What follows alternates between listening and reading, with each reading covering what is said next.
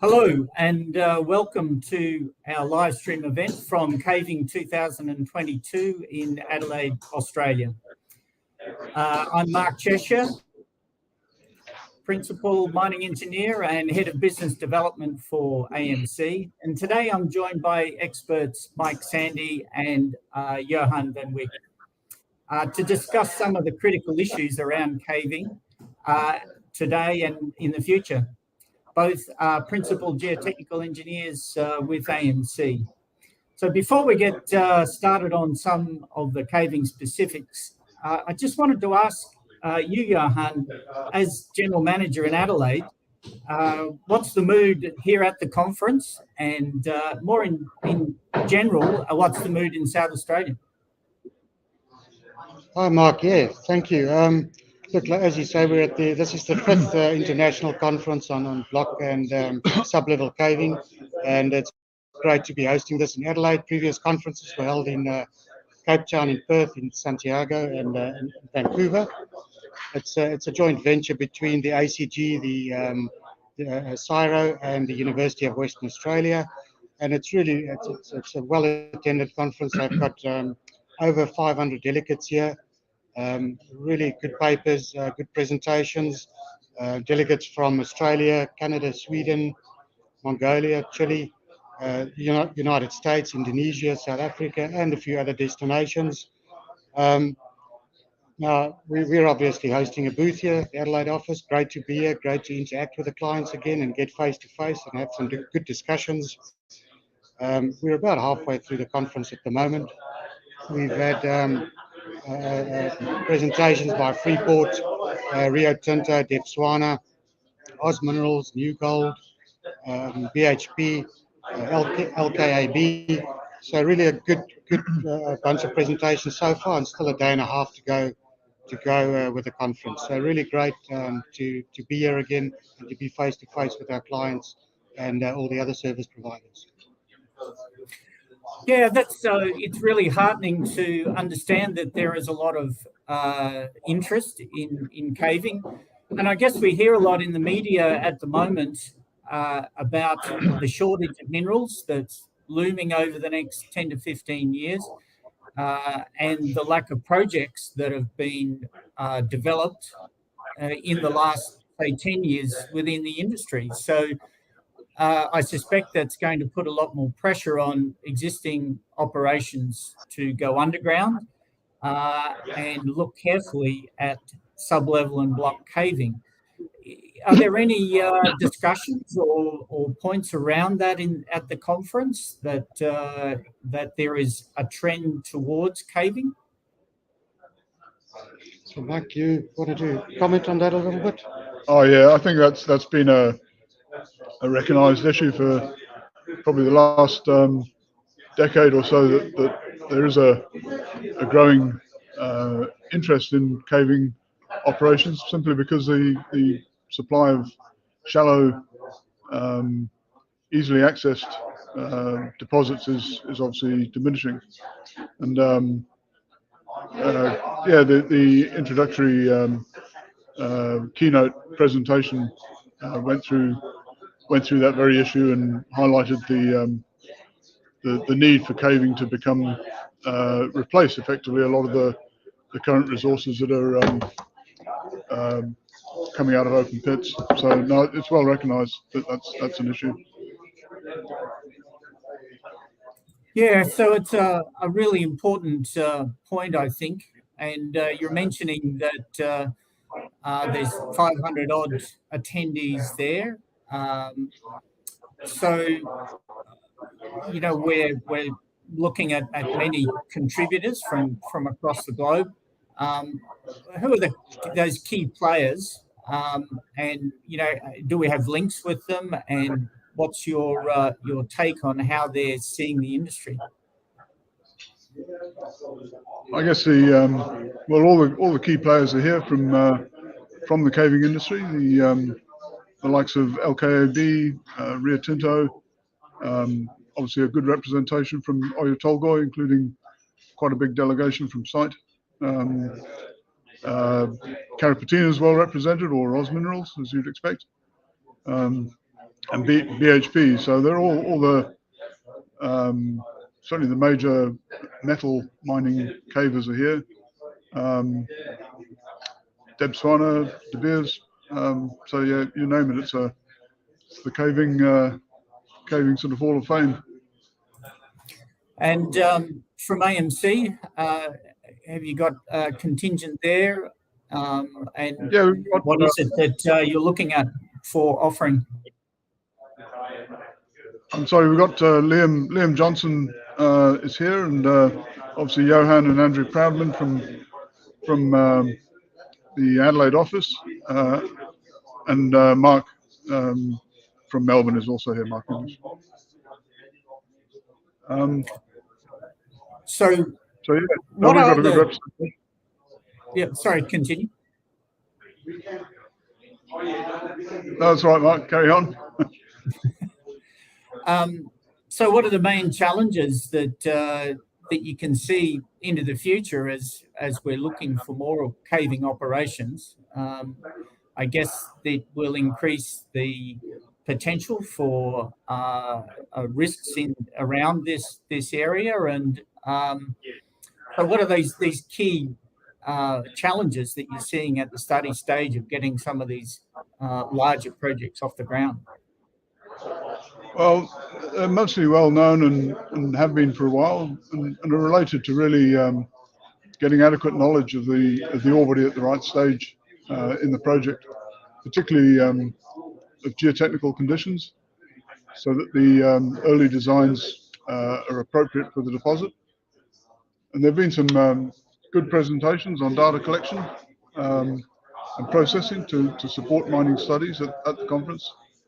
The ACG, who are organising the conference, also ran a workshop on basically data collection and taking that through to mining studies leading up to the conference. And Liam Johnson attended that, so I'll spend some time with him going through the material that was presented. But yeah, it's that's one of the key areas, is getting adequate ore body knowledge prior to committing to the project.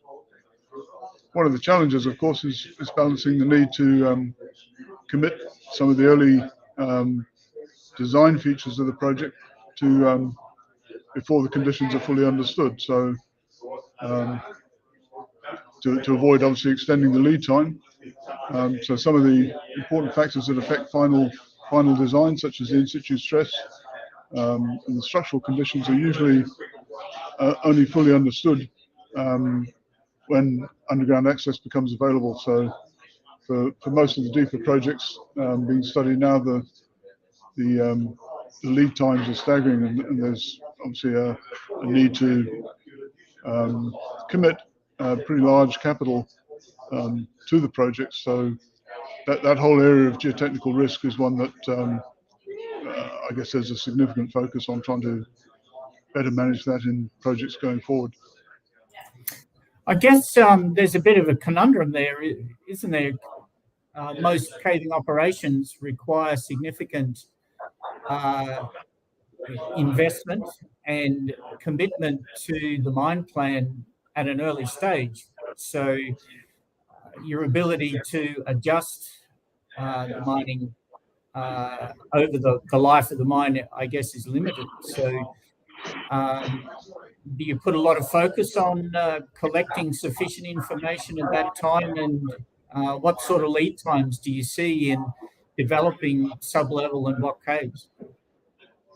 Well, I guess the block caves are certainly the most challenging from that lead time perspective. We're looking at Oyu Tolgoi now going into production, and it's probably been under study for over 20 years. So, and I think the serious development of the mine started probably 10 years ago.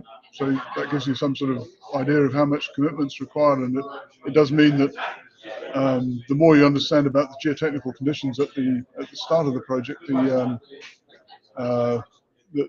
better you're managing that risk. And I guess that goes also to the this question of a transfer between open pit and underground mining, you've got to have sufficient lead time for that event to occur, so you can continue to operate your open pit and also generate the development for the caving to get started in a timely fashion. Yeah, that's certainly a well-recognised challenge that the as one presenter put it, mind the gap, which is basically quite often the situation that the open pit production starts to decline well before the underground is brought into full production, and you end up with a bit of a fall off in total throughput, and managing that is a challenge for many projects. I think at OT they've been able to extend the life of the open pit somewhat, but it's always a challenge, and I think one that receives a lot of focus in the planning stages, the early planning stages for the underground study. And I guess that's where I have had contact with this in doing strategic planning and analysing the optimum point of changing from open pit to underground. And it's not the same location as the optimum pit that you would achieve for an open pit by itself. So even though it is possible to extend and maintain the life of the open pit, you may be ending up with a result that's less than optimal, and spending the time on strategic planning to understand the lead time of the underground and to estimate the cutover point for open pit to underground is absolutely critical. So it's interesting to hear the thoughts on that. What I guess some of the challenges are well understood, and there's a lot of emphasis now on data management and collecting big data in the world. Are there some emerging technologies that are being discussed there, and perhaps other developments in caving that we can call on to improve operation of caving mines? Well, I think with that focus on ore body knowledge, there's certainly a number of technologies that are emerging that are making our lives as geotechnical engineers a lot easier, particularly the visualization tools that we're seeing coming into widespread use. Leapfrog, fantastic development in terms of being able to visualize large, complicated projects. Structure is always a major issue for any mining project, but in caving, it's always a key consideration of being able to visualize, develop and visualize three-dimensional structural models has been greatly enhanced with tools like Leapfrog. I think the sort of other emerging technology areas that are interesting are the use of hydrofrac to precondition deposits that historically would have been considered possibly very difficult caves because of the better rock quality that some projects are being developed in. Conversely, we've got a number of projects that are being developed in very poor ground conditions and or high stress conditions, and we're seeing significant improvements in ground support technology to handle high deformation and seismic conditions. And I'd say in the last 10 years, there's been a real improvement in the industry's ability to handle those very difficult conditions, and it's largely through innovation in ground support, getting reinforcement elements that can accommodate either high seismic demand or deformation, and we're seeing some good examples of that, particularly in the deeper mines like Oyu Tolgoi and the Perseverance Deeps block cave, the P11 cave, is implementing and benefiting from some of these improvements in ground support. And I think probably the last area that is receiving a lot of attention at the moment that's changing our perspective on caving is in the development of markers and other monitoring systems which are giving us insights into caving that just weren't available 20 or 30 years ago. And that's allowing us to, I guess, challenge some of the historic paradigms on issues like cave development and growth, and particularly on material flow in the caves and how that actually works, because until quite recently, most of the information about material flow in caves was based on experience and largely guesswork, I suppose. So those are a couple of the on me key improvements in our understanding of caving processes. And lastly, I'd say we're also seeing another benefit of the improvements in monitoring, in our understanding of how the rock mass response to caving plays out. And up until now, it's largely relied on observation and limited instrumentation, but most projects have introduced LiDAR-based systems to track deformation and the rock mass response to caving. So that's giving us information that we can bring into numerical models to calibrate them, in turn giving us a high level of confidence in using numerical modeling for these complex caving problems. I guess the collecting and analysing data is one aspect. So how do you go about understanding what tools are the right tools to use? And what's your input to the whole process of identifying the right caving technology, techniques, and design? In terms of monitoring, I guess, there's probably a couple of key areas that need to be looked at early on in the project. We're certainly seeing a lot of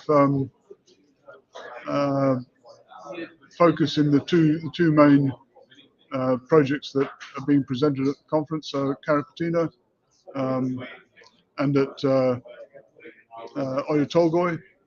There's been a real step up in the level of monitoring that's being put into those projects, and that, as I say, will feed back into the modelling process and inform their forward modelling, which in both projects is going to be pretty key to the later stages of the projects, because they both get more challenging as time goes along. I guess that sort of brings me to another point which everybody recognises at the moment, which is a lack of skilled professionals generally in the industry. Is that the case in the geotechnical space at the moment? I guess how do you think we might be able to get around that in the future? And is it generally something that's happening across the world? Yeah, I think the industry's recognised that, perhaps rather been slow to recognise that there is a massive challenge looming in providing support to some of these upcoming projects. We've seen the decline in university enrolments in most of the most of the or a lot of the Western universities that are associated with mining in Europe and Australia. Perhaps less so in Canada, but we're seeing a decline in the availability of good engineering graduates generally around the world, but in mining particularly. I think mining has obviously got an image problem that it needs to work especially hard to address. I think the majors are aware of it, but yeah, we're all conscious of the shortage of skills in the industry, or skilled people, and no one more so than ourselves. As AMC is very much in the market for good engineers to help our business. How many do you have on our team at the moment, Mike, across all 8 offices? On the geotechnical front, Yes. there's about 15 across the whole company. We've got a couple of people that sit in 2 camps. So Andrew Proudman has a abundant geotechnical experience, but sometimes he chooses to work as a geologist. But but that's okay. And but we've got I guess quite a broad range in the company in terms of our experience. We've got people like Adrian Penny and myself with quite a lot of operational experience and some of that in caving. But we've got some younger engineers who joined us in the last few years. I mentioned Liam Johnson, but we've also got a number of engineers that have joined us mostly from operations, looking to get some exposure to projects and a more interesting travel itinerary. Yeah, that's. I think it's a critical point for the future is to have a longer term plan for identifying and developing professionals of the future, and it's something that I know we talk about internally quite a lot, and providing professionals with the opportunity to grow and learn is a critical part of mentoring programs. So it's good to see that happening. There's also the discussion around risk. Risk is becoming a more important method of looking at potential issues with projects.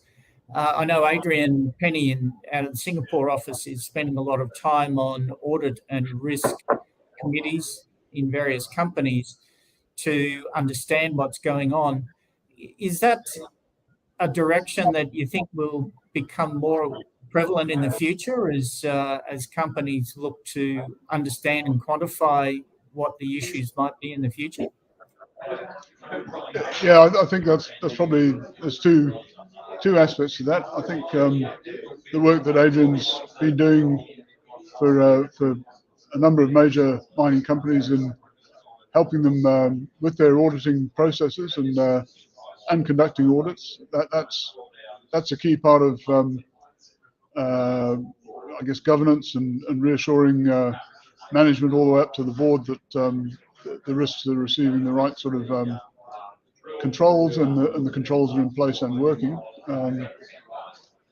And I guess the other area that is probably becoming more common is the use of reviews, and that can be in a range of forms. Quite a few major projects have a geotechnical review board that's or panel that's charged with standing back from the operation, but or project, and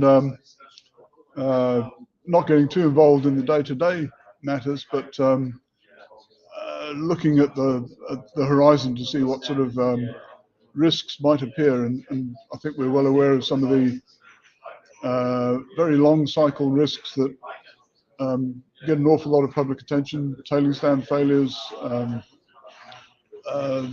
subsidence events that were unexpected, and I guess large seismic events are a particularly challenging one to manage. But so most underground mining operations or caving operations have some process of review where they can bring in very experienced people, usually quite a small team, to look at the long-term aspects of the project and make sure that the day-to-day focus of the operational team isn't leaving some exposure to some of these long cycle infrequent events. Yeah, I think it's important that we get some rigor around these issues. Geotech, the geotech profession's emerging, and people are learning more every day. And our ability to use data to quantify the risk and then put in place the mitigating strategies is something that's really critical. I just wanted to touch as well on the question of should you be caving at all in some respects, because there's always an attractive bottom line cost per ton mined for caving, particularly block caving operations, which operators see and would like to put in place. So, what's the process of trying to figure out whether caving's right or not? And do you see some operations going to caving that should stay with more traditional mining methods? I think there's obviously a large part of the question is an economic one, and but the challenge is in making sure that the design is properly informed. As I said earlier on, if you go into a project with inadequate understanding of the geotechnical and other risks, clearly you're risking your shareholders' funds in an inappropriate way. So I think that's the real focus, is to try and get an adequate understanding of the all the parameters that are going to affect the performance of your project. But whether it should be caving or something else, I guess that usually comes back to a range of technical assessments, and these have to be properly conducted to then inform the economic assessment. But it's usually, I think it's driven by a range of considerations. So I wouldn't have said there's many projects where, deeper projects where any alternatives would have leapt out. The best outcome, I guess, from a project like OT is going to be some form of caving. It's too deep for current open pit designs. I think there were concerns at the amount of overburden that would have to be moved to access deeper ore bodies, and that's an environmental issue that's also I guess gaining prominence. People are concerned about the sheer amount of material that has to be disturbed to access deep ore, and caving generally performs better in that situation than very large or deep open pits. And the selective options generally aren't just can't deliver enough recovery of resource. If you're dealing with some of these lower grade projects, a very small part of them is usually of sufficient grade to be mined selectively. So the caving's often the only sensible option for larger, low grade, deep projects. Yeah. It seems that most caving operations don't get below maybe 1,500 meters, something like that. Is there any discussion at the conference there at the moment about trying to head deeper with some of these operations? Well, there are a number of projects on the horizon that will test that current situation. I think it's been a progression from probably from the 80s and 90s to these deeper projects, and we have in Australia some of the deepest caving projects in the world, and that's a tremendous tribute to the engineering skills of the companies that have brought them online. So the Telfer sublevel cave at around 1,200 meters, and Cadia developing now its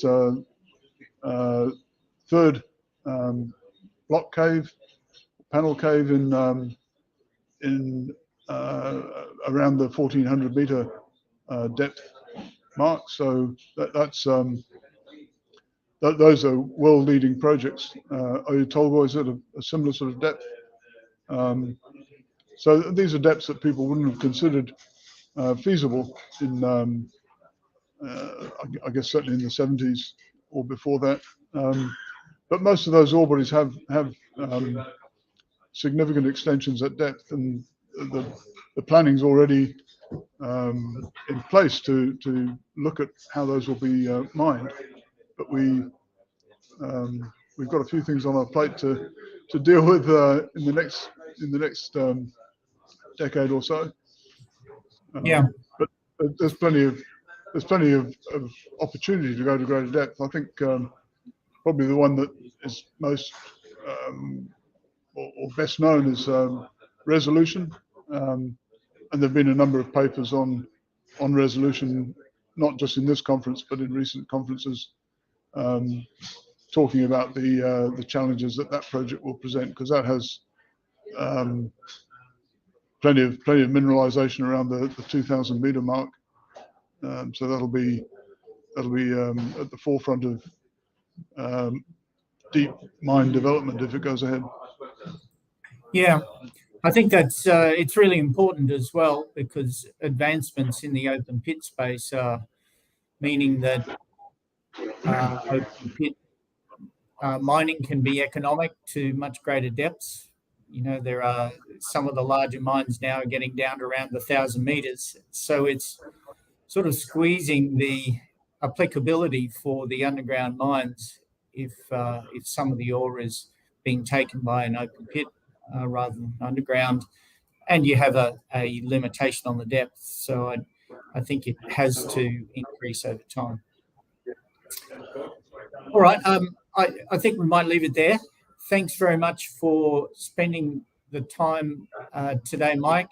I hope the conference is successful. It sounds like it's all going very well, and that you've got an opportunity to really think carefully about the future and what might be possible in the caving space for the industry, and how AMC can help.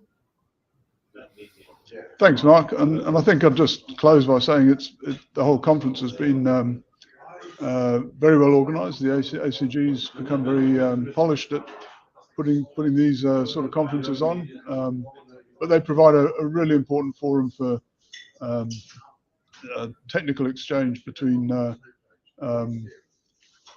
guess, the various projects that are being investigated and developed at present, and some of the lessons that have been learnt in the industry over recent years. And it's great to see so many young engineers attending as well, because they're obviously the future of the caving industry, and good to see the turnout of more than 500 people after a couple of years of not a great deal of conference attendance.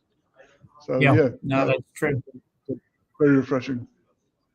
All right, thanks very much, Mark, and we'll see you again soon. Thanks, Mark.